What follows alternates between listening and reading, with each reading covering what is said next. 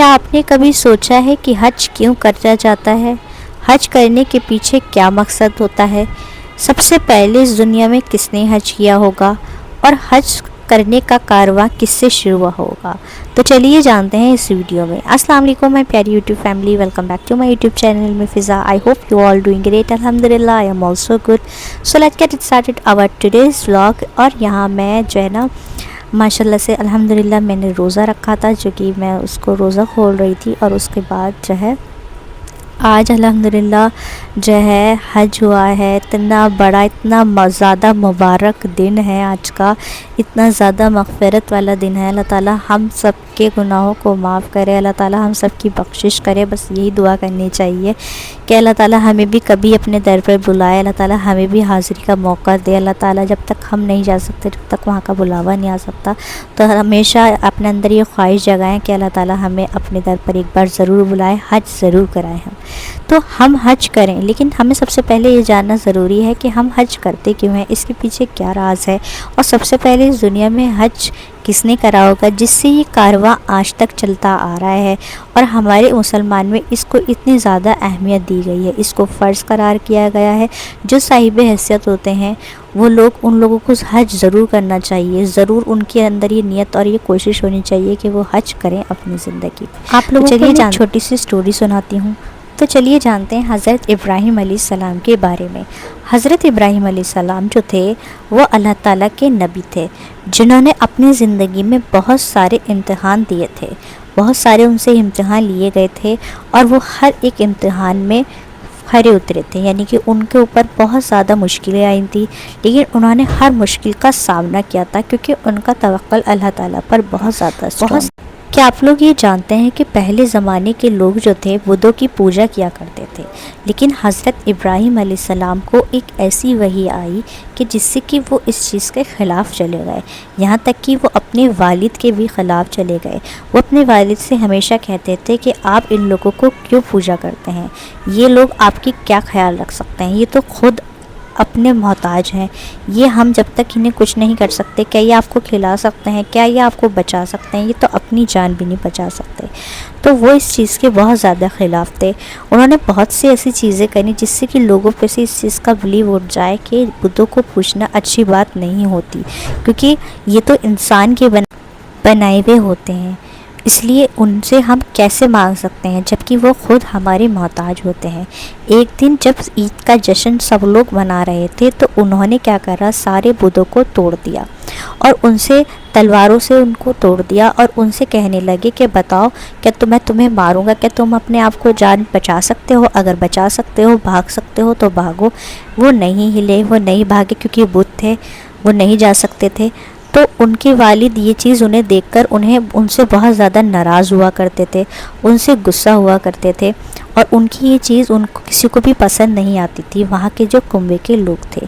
لیکن وہ اپنی بات پر بہت زیادہ وہ تھے کہ میں ان کو نہیں مانوں گا، میں بدھوں کو نہیں مانوں گا، میں اس چیز کی پوجا کبھی نہیں کروں گا۔ جب کنبے کے لوگوں نے یہ چیز دیکھی کہ ابراہیم علیہ السلام نے ہمارے سارے بدھوں کو توڑ دیا ہے، تو اس چیز سے وہ ان سے بہت زیادہ ناراض ہوئے۔ اس قبیلے کے سارے لوگ ان سے بہت ناراض تھے۔ انہوں نے ابراہیم علیہ السلام کو سزا دینے کا ارادہ بنایا۔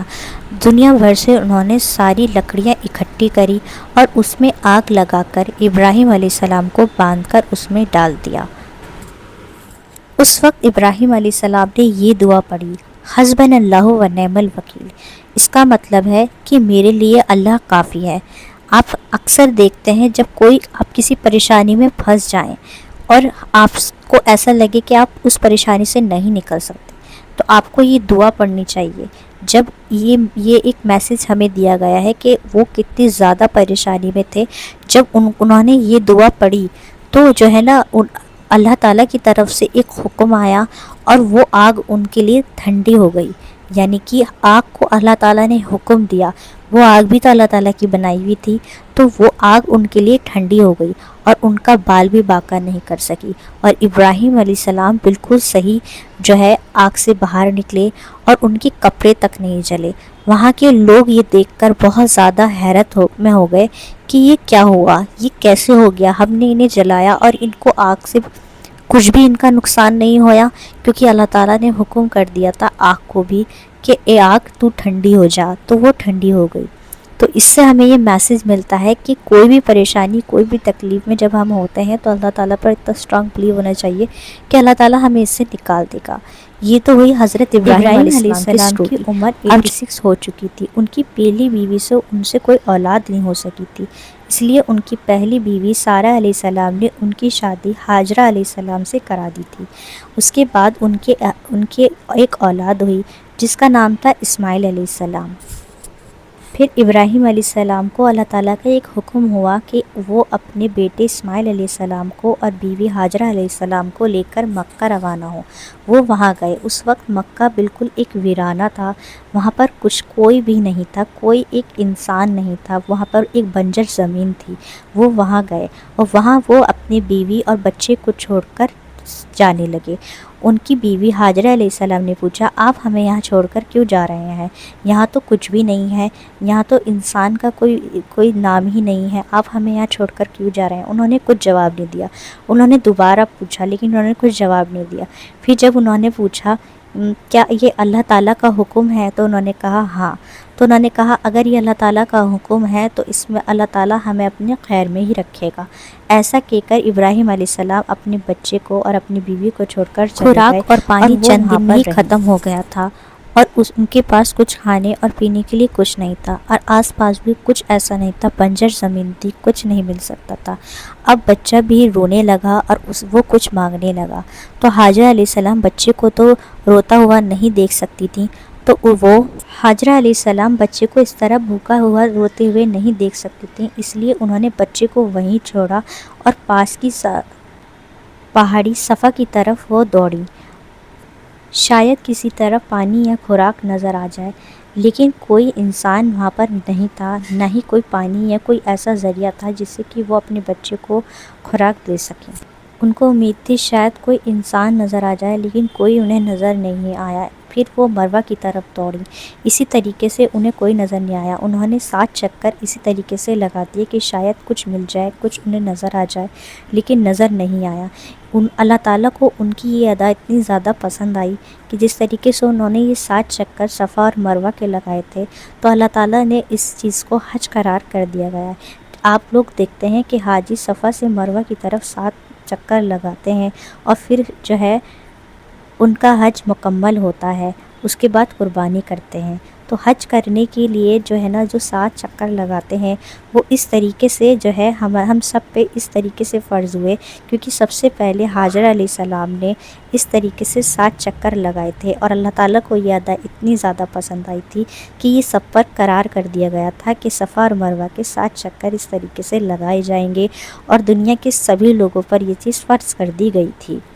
جب وہ آخری مرتبہ مروہ کی طرف پہنچیں تو انہیں ایک آواز سنائی دی۔ وہ آواز اسماعیل علیہ السلام کے پاس سے آ رہی تھی۔ جب انہوں نے اسماعیل علیہ السلام کے پیروں کی طرف دیکھا تو انہوں نے دیکھا کہ زمین میں سے ان کے پیروں کے اوپر سے پانی نکل رہا ہے، اور وہ پانی زمزم بن گیا، یعنی کہ ایک بنجر زمین میں سے پانی نکلا جو کہ زمزم بن گیا۔ تو اس طریقے سے یہ کارواں شروع ہوا۔ تو یہ ہسٹوری تھی حج کے پیچھے سے کہ کس طریقے سے حج کرنا ایک اسٹارٹ کیا گیا۔ اللہ تعالیٰ کے حکم سے ساری چیزیں ہوتی ہیں، جب تک اللہ تعالیٰ نہیں چاہتا۔ ہر چیز کے پیچھے ایک سٹوری ہے، بس اللہ تعالیٰ ہم سب کو اپنے کسی قابل لے لے، اللہ تعالیٰ ہم کو کبھی اپنی زندگی میں اس قابل رکھیں، ہم اس قابل رہیں کہ ایک بار حج کر سکیں۔ اللہ تعالیٰ ہم سب کو اس در پر ضرور بلائے، آمین ثم آمین۔ تو آپ سب لوگ بھی مجھے اپنی دعاؤں میں یاد رکھیے گا۔ So yeah, that's all about my today's video. If you like my video, so do like, subscribe and share my video. Till then I will be back with next topic. Stay connected to me and thanks for watching my video. Allah Hafiz.